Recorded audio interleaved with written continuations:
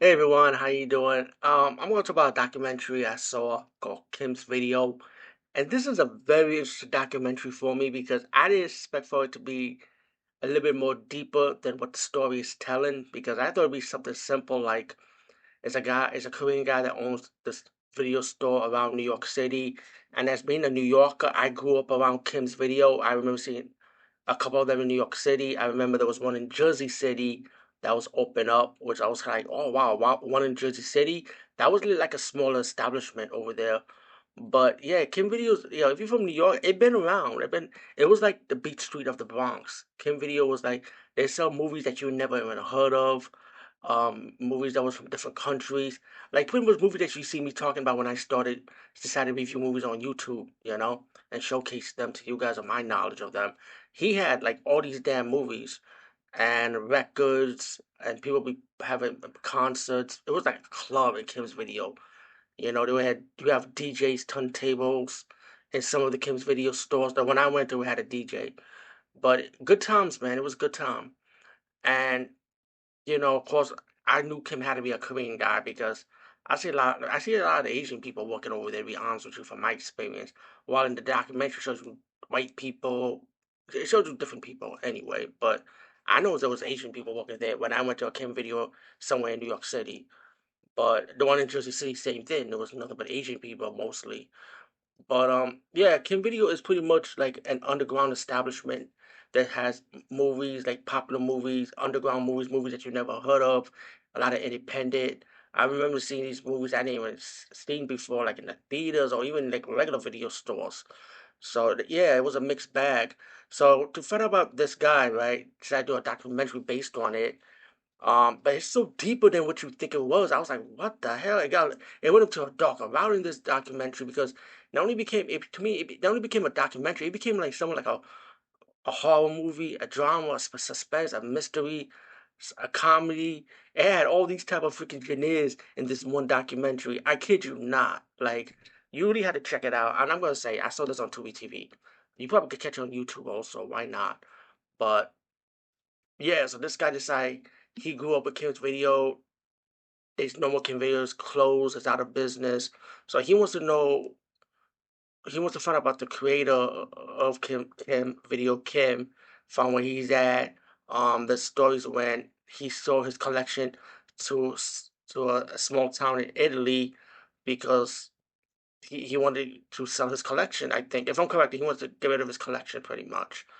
And, I guess when the stores are going out of business, rent is high, pretty much. Let's be real, that's what it was because New York rent is high. So a lot of these mom and pop shops were closing. And you get the age of digital, online. So all this come into play. So him had all these movies and he gave it away to this small town in Italy called Salami or Salam. I know I'm saying it wrong, but it was that. So the guy decided to go to that small town in Italy, find out if this collection is still around. When he found out that the collection is still around, it's not taken care of. It was like the tapes are wet, the condition was dusty, and what gets crazier is like he goes back and forth to New York, to the small town in Italy, to Korea, or to find Kim to interview him and ask him what happened, why he stole his videos, and and he started interviewing people in the town, interviewing the people that stores his collection in this warehouse, interviewing people that had part of to do with Kim's video, like workers, fans, of course Kim himself, which he actually got through with, that he saw Kim in Korea. It's like it's so much going on, and of course the mayor of the town that made the deal with. I think he's the one that made the deal with him to buy his collection, if I'm corrected. And but let's say, but then it gets to a darker route when it has like mafia tie in. Let's put it like that.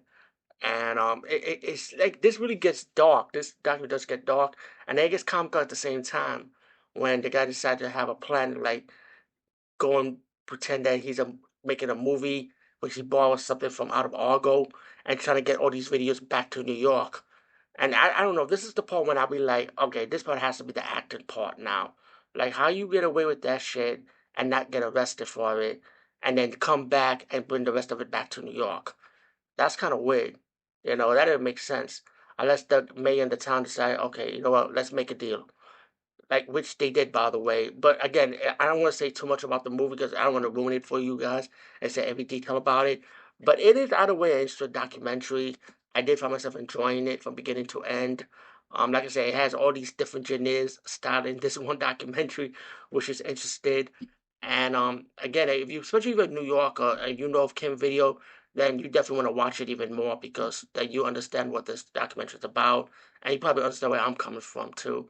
Anyway, peace out and over now. Check this documentary out. Like I said, it's available now on Tubi. You might catch it out on YouTube also.